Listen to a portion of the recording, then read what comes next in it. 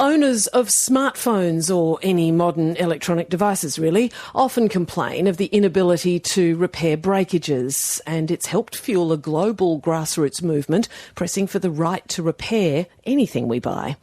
The tech giant Apple is now launching a self-repair program so customers can fix their own devices, but observers caution it's unlikely to resolve all the complaints that consumers have about the way companies control their products. Gavin, Coote reports.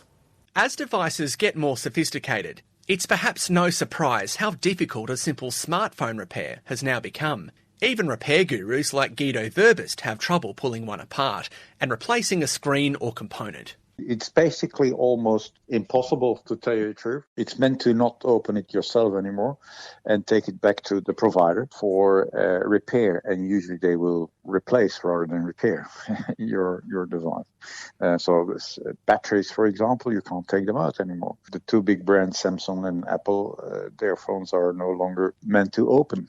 And if you want to do it, then you have to actually go through some very sophisticated techniques, and there's always a risk that you will damage it, plus that you lose your warranties. The moves by manufacturers have been bad news for the consumer, along with independent repair centres like Guido Verbist's. It's also not good for the environment because you continue to use new resources and you actually don't even recycle the old material in a responsible way. So, yeah, that's the environmental problems. And then businesses or services that provide repair are running out of work, basically. Now Apple plans to start offering its own iPhone self-repair program, starting in the United States. It'll set up an online repair store offering more than 200 genuine parts, including screens, battery and camera, along with repair manuals. Ritesh Chugh, a socio-tech expert with Central Queensland University, points out companies like Apple have been increasingly feeling the heat over their restrictive repair policies. I think it's been a long time coming. It should have come much earlier. So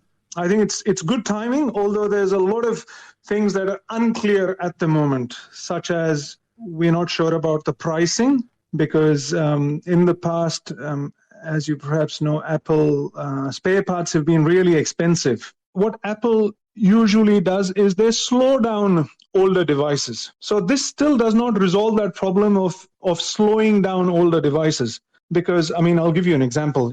My mum's got an old iPhone, and the other day I tried to install a new app on it, and it wouldn't allow me because the phone does not upgrade past iOS version 12. So that in itself creates problems.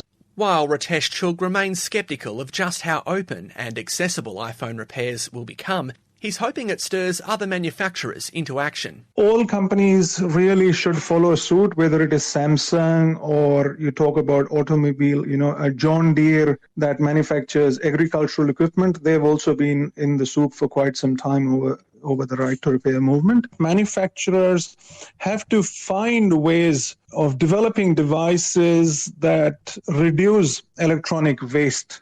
Leanne Wiseman is a professor of law and an intellectual property expert at Griffith University. She's also encouraged by the U-turn on Apple's repair policy, but wants it to go further. I really hope that this move by Apple will mean that perhaps they'll look at the actual product design itself in the future and that they'll be able to make their products designed in a way that will enable repair, not only just to repair the broken goods, but basically allow those goods to be repaired and modified when needed.